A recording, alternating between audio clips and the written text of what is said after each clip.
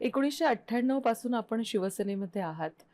इतकी वर्ष झाली आपण निष्ठेने शिवसेनेचं काम करताय. मधल्या काळामध्ये काहींनी वेगळा विचार केला, काही इकडचे तिकडे गेले. तुम्ही मात्र तुमचा जो बुरुज आहे तो तुम्ही राखून ठेवला, तुम्ही ढळू दिला नाहीत आणि इतकी वर्ष खरं तर तुम्ही आता आहात उद्धवजींसोबत. निष्ठेची किंमत मोजावी लागते का? हा माझा पहिला प्रश्न. आणि इतकी वर्ष होऊन सुद्धा पदं थोडी उशिरा मिळाली असं वाटतं का? हे पहा, शिवसेना आणि निष्ठा हे शब्द काही वेगवेगळे असं मला वाटत नाही. शिवसेना काय कोणत्याही पक्षात असल्यावर निष्ठा ठेवलीच पाहिजे असं माझं मत आहे. कारण शेवटी तुम्ही काम जर एका विचार आणि ध्येयाने प्रेरित होऊन करायला लागलेला असाल तर ती निष्ठाच असते तिथं.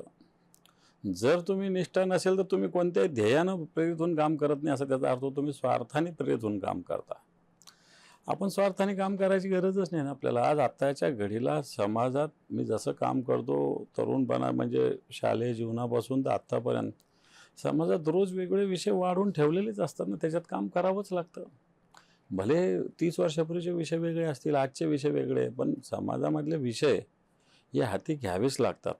आणि म्हणून मला असं वाटतं त्या उद्देशानं मी कामाला लागलो आहे. त्यामुळं संघटनेत कित्येक लोक आले असतील, गेले असतील, कोणी इकडून निवडून आले, तिकडे गेले, तिकडून निवडून आले, इकडे आले, असे प्रकार झाले असतील. पण मला असं वाटतं ठीक आहे, कधी कधी विचार करत असतो माणूस की बाबा नेमकं काय, कसं, आपण काय करतोय, योग्य आहे, अयोग्य आहे. पण मला असं वाटतं बाळासाहेबांनी सांगितलेलं आहे की आता माझा पक्ष उद्धवजी ठाकरे साहेबांना, आदित्य ठाकरे सांभाळणे, तर मला असं वाटतं मी वेगळा विचार करायची गरजच नाही. मी शिवसेना प्रमुखाचा तर शिवसैनिक असेल, त्यांचा आदेश मी शिरसावमध्ये मानत असेल तर त्यांनी सांगितलेलं आहे की आता उद्धवजी आणि आदित्य ठाकरे हे संघटना सांभाळतील. तर मला असं वाटतं जे संघटना सांभाळतात त्याच्यासोबत आपण राहायला पाहिजे.